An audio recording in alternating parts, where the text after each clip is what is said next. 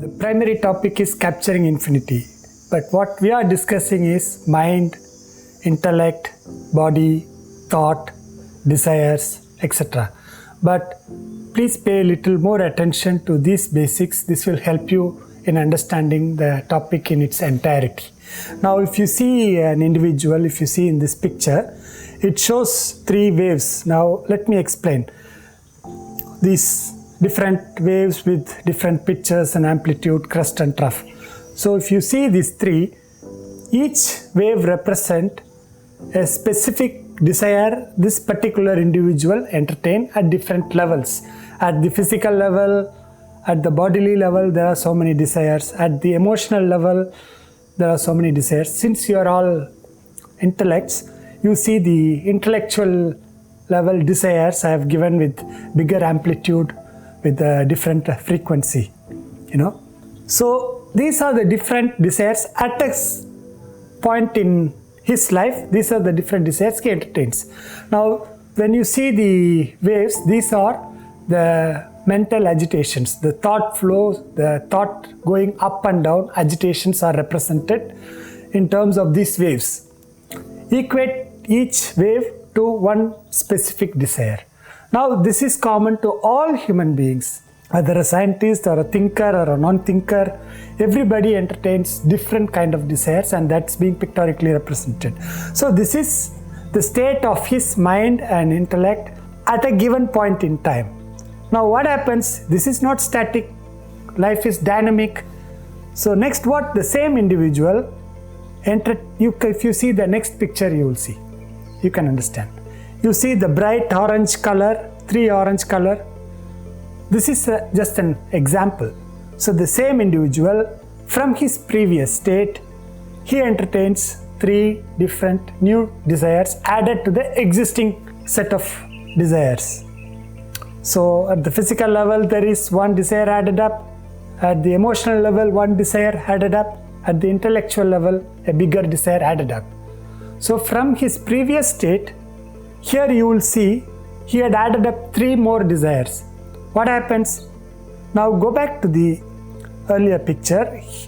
Look at his face. His facial expression is at one as kind of a neutral.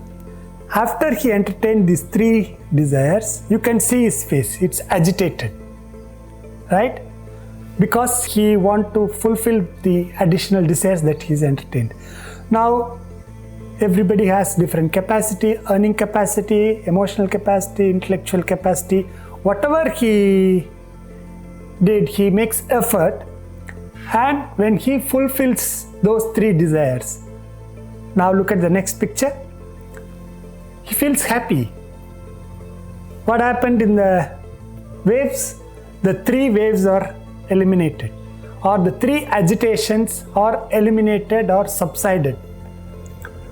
So what we understand is, in your own experience, when you entertain a desire and when that desire is fulfilled, only the thought currents pertaining to that particular desire subsides, and you feel when those agitations are subsided, when those thought currents are removed from your system, you feel a sense of happiness, right?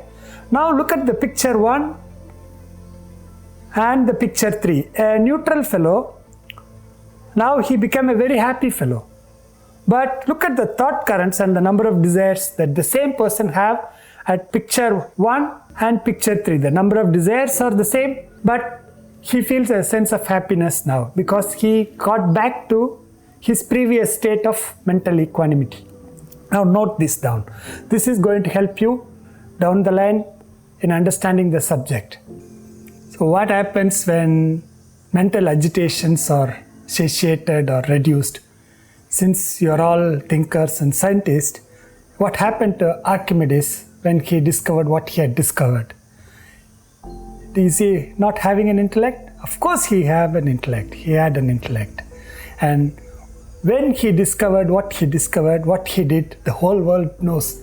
The eureka thing you can see from this picture.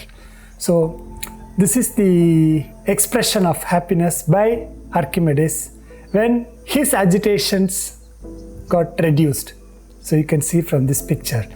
The next important topic we will discuss is subject-object relationship, observer observed, because as you see from the wave function collapse, the superposition experiments, the importance was given to the observer, and I've told the specific aspect in the observer is the intellect. The intellect is the observer in a scientist. Now, if you see this picture, the person standing, an individual, a human being who possesses a physical body, mind and intellect. Now, from his point, all the people outside the world are object. Outside world are object. The inert objects outside his physical body are object. Planet Earth is an object compared to his individuality. The galaxy is an object. The observable universe is an object from the individual point of view. So this subject-object aspect that I want you to understand once again, from the point of an individual, the observer, he is the subject. Observer and subject both are same. And anything outside him is object. Right from the human beings, as I explained, the buildings, planet Earth, galaxy, the observable universe, the entire thing that he sees is object that he is experiencing. He is the subject. So when the subject contacts the object, we say there is an experience. Now, as I said, now consider this individual. Within his personality, from the standpoint of the mind, the physical body is an object. The mind is the subject. The mind becomes the subject. The mind can observe the physical body, control the physical body, direct the physical body to act. So from the standpoint of mind, the physical body is an object. Likewise, you can extrapolate. From the standpoint of the intellect, the mind becomes an object, and the body becomes an object, and the rest, the world, from the point of an intellect, the mind is an object, the physical body is an object, the people surrounding him are the object, up to the observable universe is an object from the standpoint of intellect. So this point I want you to understand. There is a subject and an object. And what is a subject and an object? It depends from which standpoint you are talking, from the standpoint of the physical body, from the standpoint of the mind, or from the standpoint of the intellect. So my dear 10 million intellects, you all desiring to capture the infinity in one way or the other. And if you're asking me, is it possible to capture? I am declaring, if you are using your intellect and if you follow the course of study that we are going to discuss in the next few hours, definitely you will be in a better position. Now, you have spent a lot of money in your life. Some of you have spent the entire life in study and research about the different aspect of infinity. Now, having spent so much time and money, all I'm asking is only your time for the next few hours of this particular study classes, and stay concentrated. Now, I've used the word concentration. I will define what a concentration is. Most of you immediately would jump, yeah, it's focus. If you ask what is focus, somebody would say concentration. So this is again juggling with words. Now that you know these two terminology, there is a intellect and a mind. Now concentration, to have concentration, the prerequisite is in whatever that you want to concentrate, you need to have a desire for it. Since it is of some higher nature, you would coin another word, goal. You need to have a goal, a higher goal, and the desire to achieve the goal. Only when you have a desire, then you will be able to concentrate. Now, what is being able to concentrate? I am going to define now. Concentration is the capacity of the intellect to make the mind continue do its present activity in what it is doing, without making the mind slip into the past or to the future. This is concentration. I repeat, concentration is the capacity of the intellect to keep the mind engaged in the activity what it is doing currently. So my friends, you all now accept that you all have an intellect. Now, to have an intellect and to refuse to think is as good as microbe. Being a human being and to behave like a microbe is very absurd. You agree to it. Now, I'm not accusing you all as microbes, but in your own observation, you're all thinking in your own field, but refusing to accept the role of mind and intellect, not acknowledging that the intellect plays a major role in your personality, and not knowing the world subtle body. I told you, the personality within you, your intellect, mind, memory, ego, these four put together is called the subtle body. How many of you know there is a word called subtle body exists? But you have a subtle body, your colleagues have a subtle body. In other words, you have a mind and intellect, your colleague have a mind and intellect. All the human beings have mind and intellect. All your life's activities are directed by the mind and intellect. I showed you a shadow picture. Everybody knows only the external physical picture. Of course, bits and pieces people talk about mind. I have explained what strong mind and those kind of stuff. But a very clear thought about the role of mind and intellect on every human being. Even animals have a subtle body. I told you animals have mind. So all the subtle body of the animals, all the subtle body of the entire humanity is not acknowledged to the point of fault. But this is a major gap in scientific research. And you want to capture infinity and you neglect the presence of mind and intellect apart from your physical body. That's as good as you can see the guy. What is he declaring? He's standing behind a huge pumpkin and he's declaring there is no pumpkin. I am equating your thought process, how you are treating the mind and intellect in the scientific world.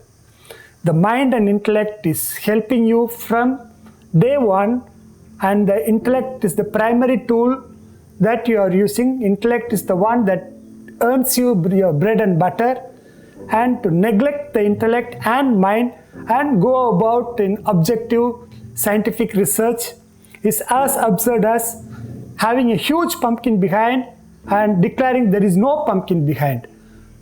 So friends, as I said, refusing to have an intellect and then refusing to think is putting yourself to the level of a microbe. I'm not criticizing you because I told you, you are in the top tier in the humanity. 10 million, the precious people you are. And this is sadly, this is the ugly truth, this is the current state of affairs. But I call spade a spade. This is the situation. A slight deviation, a small note to astrophysicists who are specifically engaged with neutrinos, dark matter and dark energy. That's the latest craze, I would say, in astrophysics. So whoever is doing a deeper research, trying to capture and trying to understand what dark matter and dark energy, I would like you guys to wait until the chapter that we are going to discuss on creation and consciousness. When we get there, you will have a fair idea about what the dark matter, dark energy is. You have complex equations, whatever concepts and idea that I am going to scientifically put forth across to you. You can plug that into your complex equations, and I'm sure there is a good chance that you'll be able to find a breakthrough in terms of experimentally validating dark matter and dark energy, and a good chance that if you fully use your intellect, you will be definitely able to win the Nobel Prize for physics in the coming years. Now I will give you the brief outline of what all the different topics that we are going to discuss in the upcoming classes, so that you have a fair idea of what is coming in the future. So the first topic we will discuss is human goals. Of course, if you are watching this, the topic is capturing infinity, and that is one of the absolute goals, ultimate goals a human being can entertain. But that apart, we will do an in-depth analysis of human goals. The next immediate topic is the logic behind capturing infinity. Because I don't want to keep it to the end, I will spill the beans in the beginning, but I will give it in a very concise way. Later on I am going to explain how that can be achieved. But the second topic is the logic behind capturing infinity.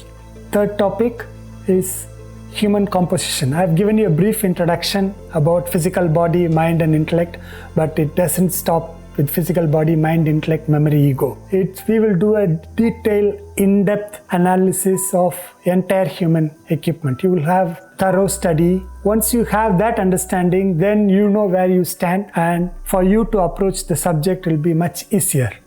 The fourth topic will be the 3 states of human experiences and the functional layers of human personality. When I say 3 states of human experiences, it's the waking state of experience, then every human being go through dream state, and there is another state, deep sleep state. When I say deep sleep state of experience, wherein you have a deep sleep, dreamless sleep, we call it as deep sleep state of experience. And we will discuss, there are 5 functional layers in a human personality. After this study, now the main topic is capturing infinity. I told you 10 million are the most eligible, but that doesn't discard rest of the human beings. Of course, rest of the human beings are all eligible, but there has to be a threshold. So the threshold in terms of who is eligible to pursue this process of capturing infinity. So that eligibility in terms of what? Eligibility in terms of physical fitness, eligibility in terms of the state of your mind, eligibility in terms of your strength of your intellect, and eligibility in terms of your desire in wanting to capture the infinity. All this we will do some detailed analysis on the eligibility criteria or the threshold requirement to pursue this. The 6th topic will be detailed study of infinity and consciousness. When I say consciousness, I am not talking about the consciousness that people usually talk. I told you earlier, consciousness blabberers. No. We will do an in-depth study of what infinity is, what consciousness is. The next topic is going to be very, very interesting. That's the topic of creation, where we will address dark matter, dark energy, and creation itself. Big Bang, we are talking about, everybody talks about Big Bang. Of course, Big Bang is the beginning of the creation. What is before Big Bang, that will be our primary discussion, which will give you more information to do your own research, what happened before Big Bang. So that is going to be the very, very important topic, which will be of greater interest to all of you. Now, next comes the preparation. One is you are eligible. Next, how to prepare your mind and intellect and fine-tune it for the particular process. I told you there is a process in capturing the infinity.